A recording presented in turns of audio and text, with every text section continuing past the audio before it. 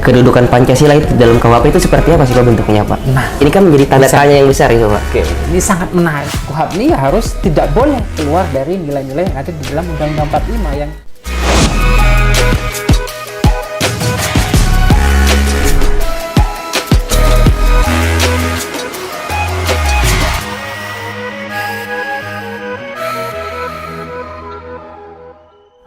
Oke. Assalamualaikum warahmatullahi wabarakatuh teman-teman. Waalaikumsalam. Selamat siang. Kali ini kita akan berbincang-bincang santai atau diskusi di Podistik, podcast diskusi isu sosial dan politik, episode pertama. Pada kesempatan kali ini, izinkan saya memperkenalkan diri saya ya. Nama saya Muhammad Isyardi, mahasiswa program studi ilmu pemerintahan angkatan 2022. Pada kali ini saya tidak sendiri yang pastinya ya. Kita di sini ditemani oleh salah satu narasumber yang sudah tidak asing lagi ya, khususnya di program studi ilmu pemerintahan. Mungkin langsung saja ya, dengan Pak Ahmad Iqbal, MPhil. Oke. Gimana Pak kabar Pak? Sehat-sehat Mas Ardi. Mungkin bisa diperkenalkan diri dulu Pak ke teman-teman ilmu pemerintahan. Oke, mungkin teman-teman mahasiswa IP sering bertemu saya di kelas-kelas Pancasila dan Kewarganegaraan ya. Jadi di kelas itu sering saya menjelaskan terkait bagaimana urgensi ya kita mempelajari atau kenapa mata kuliah Pancasila dan Kewarganegaraan itu penting. Pasti saya sudah sampaikan. Yang sering saya katakan, kita belajar kewarganegaraan dan Pancasila itu bukan hanya sekedar transfer ilmu ya, tapi bagaimana bisa membentuk atau membuat building karakter ya, sehingga teman-teman bisa menggunakan perspektif Pancasila dan diskursus kewarganegaraan itu dalam berbangsa dan bernegara. Yang mana saya kira kali ini tuh kita akan sangat berkaitan. Ini salah satu contoh mungkin praktek bagaimana mengimplementasikan Pancasila dan kewarganegaraan dalam isu-isu sosial dan politik itu sendiri. Mungkin seperti itu Mas Ardi. Jadi itu ya, secara singkat penjelasan dari Pak Iqbal. Mungkin langsung saja ya Pak ke tema untuk pembahasan kita pada hari ini ya. Oke. Tema kita pada hari ini ialah KUHP dalam perspektif Pancasila.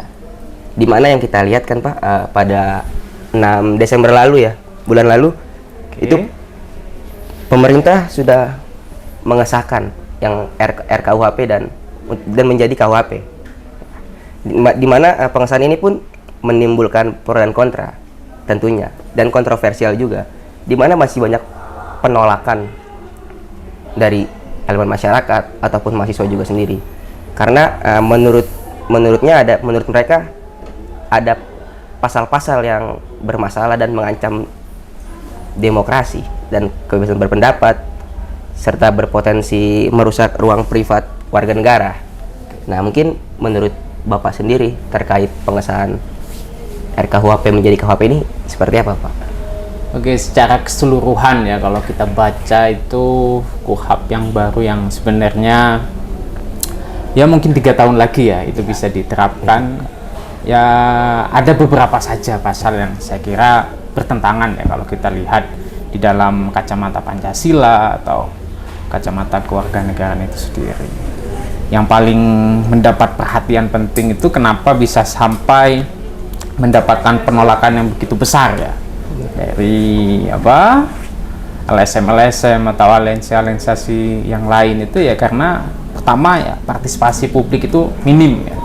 Itu kan kalau kita lihat dalam perspektif Pancasila itu kan sebenarnya kita dalam setiap sila-sila Pancasila di dalam ideologi kita itu kan yang berkaitan dengan prinsip berpolitik kita itu ada di dalam sila keempat ya, tentang kerakyatan. Ada unsur kerakyatan yang menjadi otoritas penting ya di dalam mengambil kebijakan atau mengambil keputusan politik yang ada di Indonesia. Dan sayangnya itu yang mendapat perhatian kan dari 2000. Kalau tidak salah itu dimulai banyak penolakan itu 2019 ya. Sampai disahkan di 2022. Dan itu yang bukti sangat konkret itu kan publikasi draft rancangan itu kan baru dipublis kalau tidak salah 4 hari ya sebelum itu disahkan ya. 4 hari sebelum disahkan, jadi mendadak itu kan itu. menjadi pertanyaan penting dan saya kira itu yang sangat bertentangan dengan asas-asas demokrasi. RKUHP saya menerima ketika itu diperbarui ya. Kalau kita membaca misal beberapa analisis opini di koran-koran pada waktu itu, misal bagaimana peralihan RKUHP di KUHP pertama yang kita adopsi itu kan memang dari kolonial ya, tapi diperbarui di tahun 46. Jadi KUHP 46 dan baru diperbarui di tahun 2022. Ini kan saya kira 50 berapa ya? 20-an abad ya. Ini 20 tahunan ya. Lebih ya? Lebih. Itu yang menjadi pertanyaan. Karena itu Soekarno juga dulu pernah mengusik ya, tentang kitab undang-undang hukum pidana kita. Tapi cita-cita beliau, karena Bung Karno juga sebagai founding father kita ya, atau yang sangat memiliki peran penting dalam munculnya Pancasila, itu kan bagaimana beliau itu menginginkan KUHP ke depan itu yang sesuai dengan spirit demokrasi, tidak anti demokrasi. Parameter-parameter demokrasi itu yang menjadi penting dalam pembangunan KUHP yang baru saat ini ya. Karena itu ya banyak penolakan ini ya ketika masih ada pembungkaman, kritik misal dan seterusnya terhadap presiden atau lembaga negara, itu kan lagi-lagi ya kita tidak berjalan ke arah demokrasi tapi feodal atau monarki dan seterusnya. Nah, itu yang menjadi pertanyaan-pertanyaan di kawan-kawan aktivis HAM misalnya. Tapi tidak hanya itu kan, ada banyak dampak dari AJI misal, Aliansi Jurnalis Indonesia dan seterusnya. Saya kira itu poin penting yang bisa kita lihat terkait munculnya KUHP di 2022 itu. Nah, Pak, terkait KUHP ini kan yang telah disahkan ini kan ada pasal-pasal yang kontroversial ya. Mungkin ada pasal 218 tentang menghina harkat dan martabat presiden, pasal 240 penghinaan lembaga negara, terus ada pasal 603 tentang koruptor, dan 412 tentang hidup bersama atau kohabitasi itu, Pak. Nah, dalam pasal-pasal kontroversial yang ini, Pak, dalam perspektif Pancasila menurut Bapak itu seperti apa, Pak, terhadap pengesahan yang ini, Pak, yang menjadi timbul kontroversi kontra dari elemen masyarakat dan mahasiswa, Pak? Oke, pasal-pasal yang bermasalah itu memang banyak ya, tetapi kalau kita analisis menggunakan Pancasila kan harusnya dipilah-pilah ya. Misal pasal tentang tadi ya, tidak boleh merendahkan harkat dan martabat presiden dan seterusnya. Saya kira tujuannya itu bagus ya. Kalau kita lihat dalam Pancasila itu salah satu ingin mewujudkan nilai-nilai kemanusiaan yang adil dan beradab atau keadaban politik di dalam negara kita ya. Artinya kalau kita berdemokrasi, bukan yang digaungkan tuh bukan kebenciannya, bukan narasi-narasi negatif misal menghina atau mencaci, tetapi gagasan, opini atau solusi-solusi itu yang harus kita dapatkan di dalam berdemokrasi dan di ruang-ruang publik. Saya kira itu baik, tapi memang cenderung ya pasal-pasal yang demikian ini disalahgunakan. Karena kenapa ya? Masih banyak multitafsir. Apa yang dimaksud dengan misal pencemaran nama baik presiden itu, penghinaannya seperti apa, itu kan masih tanda kutip banyak ya. Bagaimana saya katakan misal tentang bagaimana misal jurnalis membuat laporan atau membuat meme di dalam koran, ketika itu dikatakan sebagai penghinaan, ini kan menjadi catatan. Tetapi kalau tidak salah itu kan di ayat 2 boleh dilakukan untuk istilahnya pasal 218 di ayat 2 itu untuk kepentingan umum, kalau tidak salah ya, untuk kepentingan umum. Jadi kita bisa berdalih, misal kita membuat meme tentang presiden yang demikian, kenapa ya, karena memang kebijakannya demikian, tidak sesuai dengan apa yang ada di dalam aturan, undang-undang atau janji-janjinya dan seterusnya. Itu sah-sah saja. Saya kira itu memang tujuan pentingnya, karena ya yang membuat RKUHP juga pakar-pakar hukumnya, dan saya kira tujuannya yang kalau kita lihat dalam perspektif Pancasila untuk wujudkan keadaban politik dalam ruang-ruang publik negara kita. Saya kira itu. Kalau kita lihat misal pasal-pasalnya tentang lembaga negara, itu yang saya kira saya kurang sepakat. Karena perlindungan yang ada di dalam hukum pidana itu seharusnya personal ya, bukan melindungi lembaga. Ya. Itu kan menjadi permasalahan penting ya. Saya kira itu saya tidak sepakat ya dengan adanya pasal-pasal yang demikian. Oke. Nah, Itu mungkin. terus gini Pak, kedudukan Pancasila itu dalam KUHP itu seperti apa sih Pak bentuknya Pak? Nah, ini kan menjadi tanda tanya yang besar itu Pak. Oke, ini sangat menarik ya. Ada nggak? Apa tuh bentuk-bentuk nilainya kan? Pancasila ini kan sumber dari segala hukum kan. Jadi kedudukannya itu seperti apa di KUHP yang baru disahkan ini gitu? Saya kira Pancasila itu pertama ya, karena sebagai sebuah ideologi, sebuah cita-cita, di mana setiap warga negara atau pemerintah atau penyelenggara negara itu harus mencerminkan nilai-nilai Pancasila di dalam setiap membuat kebijakan-kebijakan publik. Tentu kebijakan publik misal RKUHP atau undang-undang atau perda dan seterusnya itu harus mencerminkan nilai-nilai Pancasila. Yang menjadi catatan penting Pancasila itu kalau kita lihat misal di dalam hierarki hukum kita memang tidak ada. Kita kan paling tinggi ada Undang-Undang 45. Tapi kalau kita lihat di dalam pembelajaran pendidikan kewarganegaraan, di mana letak Pancasila dalam frase tentang misal Pancasila sebagai sumber dari segala hukum ya. Itu ada di atas ya sendiri, ada lingkaran yang itu cita-cita di dalam mendirikan negara itu sendiri. Artinya undang-undang yang ada di dalam hukum kita itu harus mencerminkan nilai-nilai Pancasila. Karena itulah cita-cita atau yang dititipkan oleh para founding father kita untuk membangun negara itu sendiri. Tetapi kalau kita lihat secara jeli lagi, kenapa dikatakan Pancasila sebagai stat fundamental norm ya, atau apa norma-norma dasar ya yang ada di dalam Indonesia? Karena itu disebut di dalam pembukaan konstitusi kita.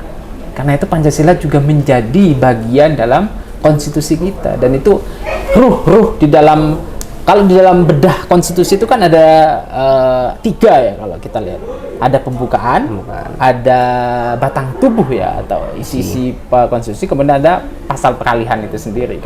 Nah, di batang tubuh ini kan yang boleh dirubah ya. Tapi dalam pembukaannya ini sudah final ya.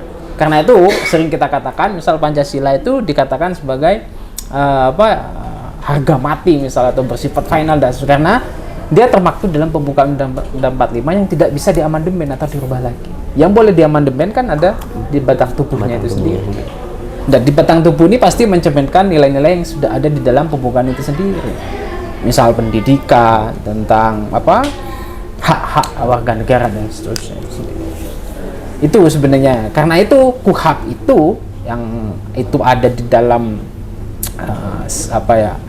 kebijakan publik ya, atau di dalam setara dengan UU yang ada di, kalau hierarki hukum kan ada Undang-Undang 45, TAP MPR, UU, Undang-Undang daerah dan seterusnya. KUHP ini harus tidak boleh keluar dari nilai-nilai yang ada di dalam Undang-Undang 45 yang di dalamnya ada Pancasila itu sendiri.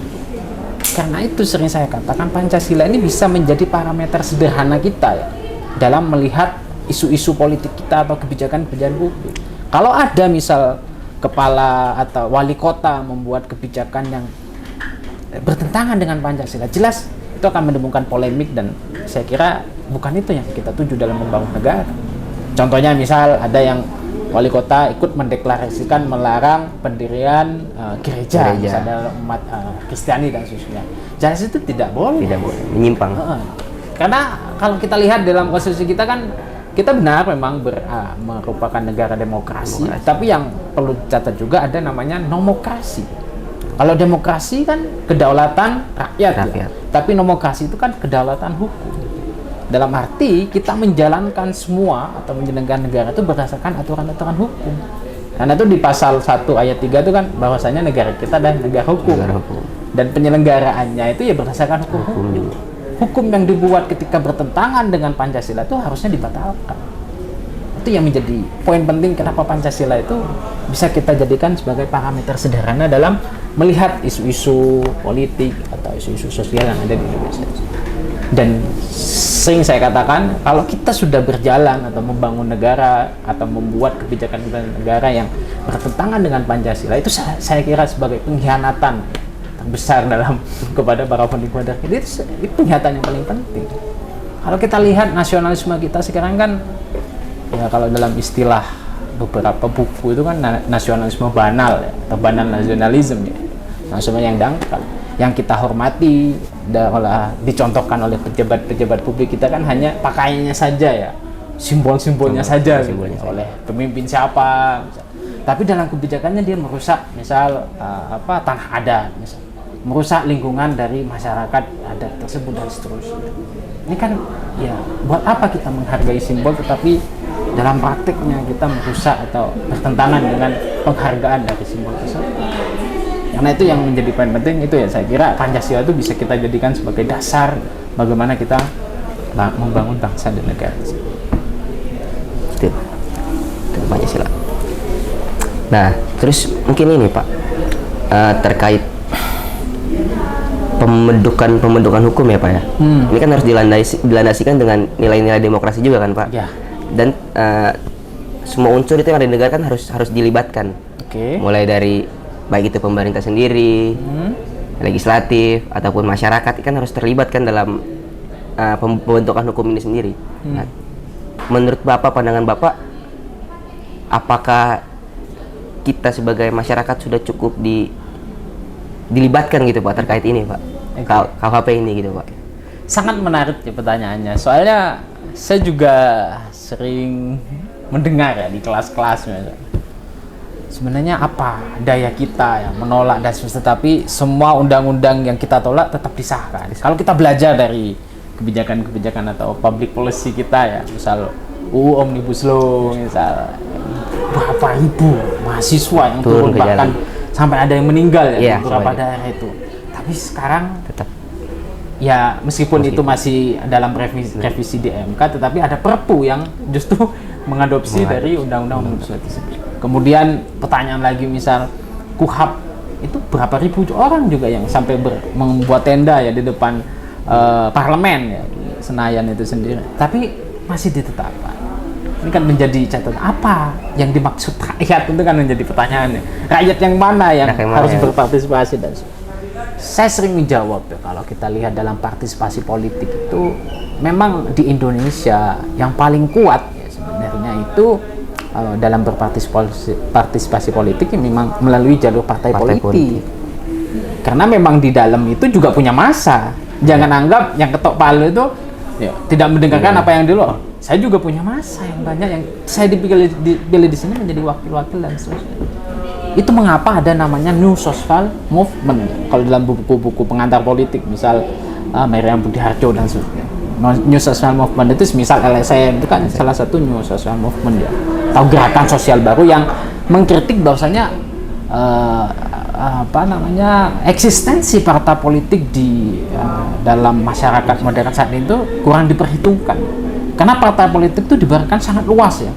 Kalau dalam partai politik itu tidak terlihat ya tujuannya apa, misalnya kalau misal apakah ingin mengembangkan hak asasi manusia, mengembangkan hak perempuan, atau mengembangkan isu-isu lingkungan dan seterusnya, itu politik sangat luas. Tapi kalau di dalam New Social Movement itu kan lebih spesifik ya. Misal ada Walhi yang fokus melihat masalah-masalah lingkungan, ada LBH, bantuan hukum orang-orang yang tidak mengerti atau orang-orang bawah yang membutuhkan bantuan hukum bisa melalui jalur itu. Kemudian ada LP3S dan seterusnya yang itu penelitian dan seterusnya. Yang ini saya kira gerakan yang seperti ini yang lebih spesifik atau lebih dalam arti membawa ya aspirasi-aspirasi masyarakat itu sendiri. Dalam pasal 2 kalau yang juga menjadi polemik ada istilah living law ya. Jadi living law itu tentang bagaimana hukum-hukum adat itu hendak dijadikan sebagai dasar hukum juga ya. Jadi memang di dalam budaya Indonesia itu kan memang memiliki unsur-unsur keadaban yang berbeda dengan keadaban yang ada di Amerika. Misalnya kalau di Amerika misal ciuman di ruang publik itu sah-sah saja ya, tapi di kita kan itu menjadi tabu ya, dan itu mungkin salah satu hukum pidana itu kan sebenarnya memang untuk misal melindungi atau mencoba menekan tindakan-tindakan kejahatan yang atau yang melanggar tentang hak-hak kita itu sendiri. Karena itu dibuatlah hukum di dalam negara kita. Dan saya kira itu untuk mengurangi ya tindakan-tindakan tadi ya. Tetapi yang kalau kita lihat dalam ranah demokrasi ya. Dalam demokrasi itu kan sebenarnya hanya dua sisi yang perlu teman-teman pahami ya. Ada ruang publik dan ruang private. Kayak pikiran kita, keyakinan kita itu kan ruang private. Dan begitupun dengan keinginan kita melakukan ini kan juga ruang privat. Tapi lagi-lagi memang ini terkait benturan budaya kita ya, karena itu ada Menteri Agama dan seterusnya. Itu kan untuk memperkuat bahwasanya di dalam negara kita tuh berbasis agama, ada nilai-nilai sosial budaya yang kita pegang. Dan saya kira tidak untuk membuat banyak pihak-pihak yang melakukan tindakan yang di luar nikah, tapi justru ini ingin menekan ya tindakan-tindakan persetubuhan itu di luar nikah itu sendiri. Saya kira itu pemahaman saya terkait kohabitasi. Tapi lagi-lagi ada hak tadi ya. Ini kalau kita dilihat dari kacamata HAM jelas penentangan. Ini kan terkait saya memilih dengan siapa dan itu kan hak asasi kita. Tapi lagi-lagi nilai kita yang kembangkan tuh ya katakanlah demokrasi kita tuh bukan demokrasi liberal, tapi demokrasi yang berdasarkan Pancasila itu sendiri atau demokrasi Pancasila itu sendiri. Seperti itu mungkin Mas Adi. Mungkin ini Pak bisa sebagai Bapak selaku dosen kan. Oke. Sebagai Mas mungkin ada suatu masukan atau motivasi gitu buat mahasiswa, terutama harus seperti apa, harus bagaimana menghadapi terkait ya KUHP ataupun nilai-nilai yang harus dipertahankan gitu. Oke, terkait tema kali ini saya kira yang pesan-pesan saya itu sebagai pengajar Pancasila dan kewarganegaraan, tugas saya itu sebenarnya mengampu mata kuliah ini itu bagaimana memberi pemahaman kepada teman-teman bagaimana tidak bersikap apatis terhadap kehidupan sosial dan politik. Itu yang saya sangat khawatirkan di generasi-generasi muda saat ini. Tujuan saya memberi mata kuliah Pancasila dan kewarganegaraan ini ingin menghapus yang namanya political illiterasi ya, atau tidak melek politik itu sendiri. Itu kan tujuan utama dalam pembelajaran Pancasila dan kewarganegaraan itu. Kenapa kita harus memelekkan teman-teman dalam isu-isu politik? Yaitu bagaimana kita bertumbuh kembangnya bangsa dan negara ini, bagaimana dilihat dari partisipasi kita. Karena itu budaya-budaya parokial, budaya-budaya yang acuh tak acuh terhadap kondisi sosial yang ada itu yang harus dijauhkan dari negara-negara berkembang sebagaimana negara Indonesia itu sendiri. Ya tujuannya apa ya? Membangun demokrasi itu sendiri. Salah satu bentuk keaktifan kita menjadi warga negara itu ya bagaimana ikut terlibat misal dalam melakukan aksi-aksi yang berkaitan dengan kebijakan publik misal, kemudian yang berkaitan dengan RKUHP misal, kemudian berkaitan dengan kekerasan seksual misalnya mulai marak dan seterusnya. Nah, isu-isu itu ya bagaimana bisa mengaktifkan ya rasa solidaritas teman-teman untuk menyelesaikan masalah-masalah bangsa. Bukan hanya berkurung di dalam kamar kos masing-masing ya, yang hanya memikirkan nasib atau kepentingannya individu sendiri. Itu yang menjadi tantangan ya, atau nasihat saya bagaimana teman-teman tidak bersikap apatis terhadap isu-isu sosial. Dan Pancasila itu ya bagaimana benar-benar dibumikan atau dijadikan sebagai alat untuk mengkritik ya kebijakan-kebijakan yang tidak sesuai misal atau yang bertentangan dengan nilai-nilai Pancasila. Karena itu sering kayak katakan Pancasila itu memang sebagai dasar negara, tapi juga bisa menjadi point of view atau sudut pandang kita dalam melihat penyelenggaraan negara itu sendiri seperti apa. Di samping sebagai point of view ya bagaimana kelak teman-teman ketika menjadi pejabat publik atau pemimpin-pemimpin bangsa juga harus menjalankan apa yang ada di dalam Pancasila.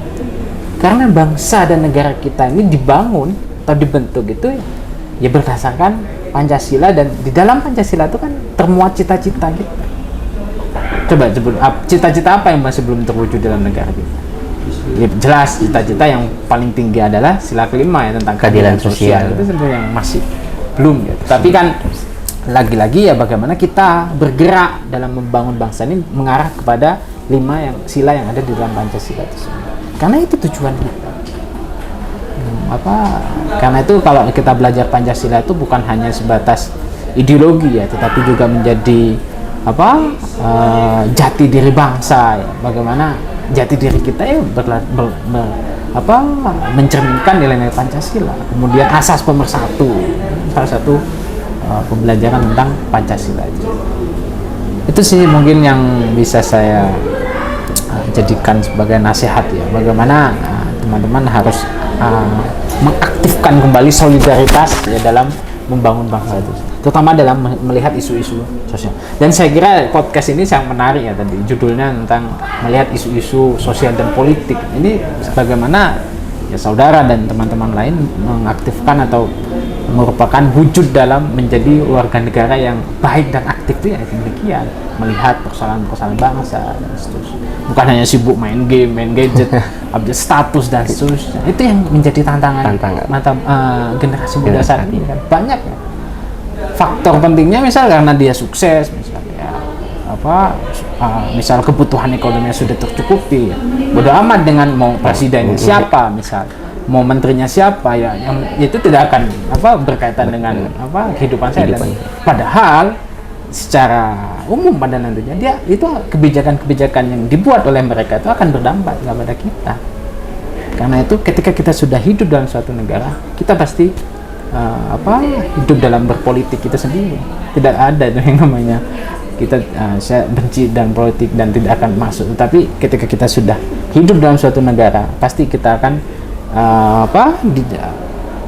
terseret ya terhadap politik, diseret oleh politik itu sendiri, baik melalui misal kebijakannya atau aturan-aturannya dalam politik itu sendiri. Seperti itu mungkin Mas. Ya, mungkin seperti tadi ya bincang-bincang santai atau podcast kita pada kesempatan pertemuan pertama ini ya, dimana semoga apa yang kita obrolkan tadi bermanfaat bagi teman-teman semua. Sejatinya Pancasila adalah sebuah landasan dan dasar bagi negara Indonesia, di mana hakikat kedudukan Pancasila menjadikan pedoman bagi seluruh masyarakat untuk menjalankan kehidupan berbangsa dan bernegara. Pancasila juga menjadi sumber dari segala hukum yang ada di negara kita. Sedikit mengutip dari Thomas Jefferson, jika terdapat aturan hukum yang tidak adil, individu tidak hanya memiliki hak untuk patuh, ia wajib membangkang. Sekian podcast pada hari ini, kurang lebihnya mohon maaf. Billahi taufiq wal hidayah. Wassalamualaikum warahmatullahi wabarakatuh.